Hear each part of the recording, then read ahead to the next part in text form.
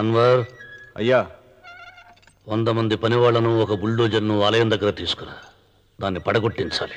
ఒరే రావుడు, అబ్బాయి పెళ్లి ఎంతవరకు ఆగమన్నారు, అంగీకరించాను. ఇప్పటికి ఆగే ప్రసక్తి లేదు.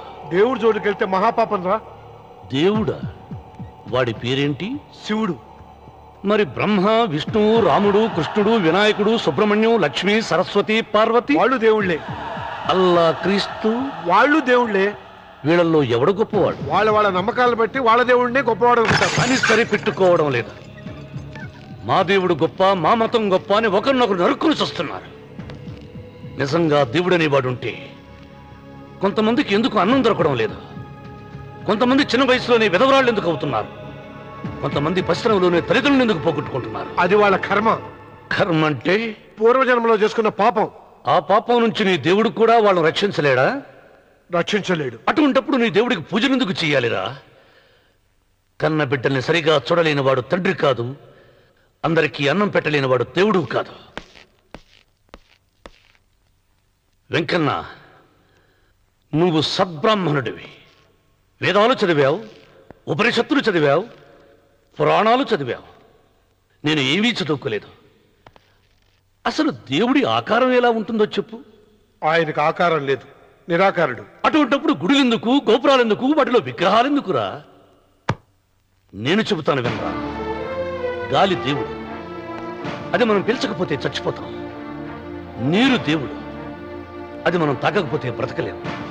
భూమి దేవుడు, అది లేకపోతే మనకు అన్నం దొరకదు. అమ్మ నాన్న దేవుడు, వాళ్ళు లేకపోతే మనం అసలే లేవు. చదువు నేర్పిన గురువు దేవుడు, కష్టంలో, నష్టంలో, సుఖంలో, దుఃఖంలో దగ్గరుండి స్నేహితుడు. స్నేహితుడు అంటే నువ్వు నాకు దేవుడివి, నీకు మొక్కుతాను రా. అంతేగాని ఆ నల్ల రాళ్ళకి రెపరెక్కి కాదు. అంటే గుడి మెట్లకి మొక్కే వాళ్ళంతా మూర్ఖులా? నైవేద్యం పెట్టి నమస్కారాలు చేసే వాళ్ళంతా పిచ్చివాళ్ళ? గుండు గీయించుకుని పొర్లు దండాలు పెట్టేవాళ్ళంతా అమాయకులా? అవును.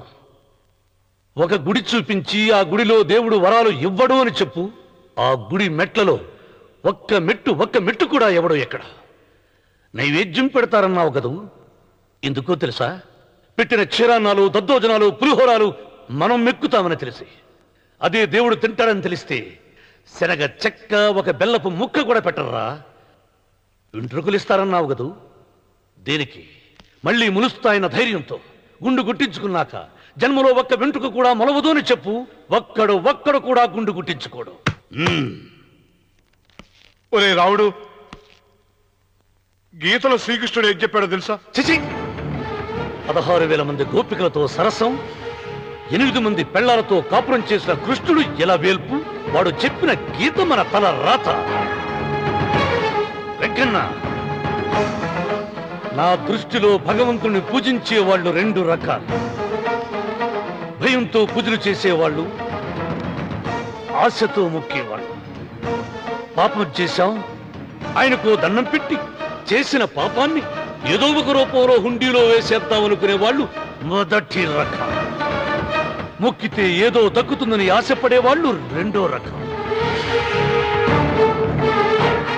నా భూమి నేను సొంతం చేసుకున్నాను కాబట్టి అది పాపం కాదా? భయం లేదు. ఏదో అయిపోవాలనే ఆశ, తపన నాకు లేదా?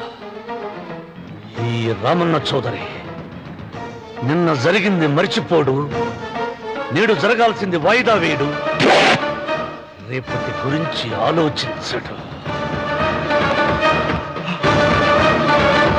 ప్రెజెంటేషన్స్, బోర్డ్ మీటింగ్స్, సేల్స్, వివిధ రంగాలలో మహిళలే ముందుంటున్నాయంటున్నాయి తాజాగా జరిపిన సర్వేలు. దేశంలోని పలు పెద్ద కంపెనీలు ఆయా కంపెనీలకు వస్తున్న లాభాలు, పెట్టుబడులు, అమ్మకాల ఆధారంగా నిర్వహించిన సర్వేల్లో ఈ విషయం వెల్లడైంది. విజయాన్ని అందుకున్న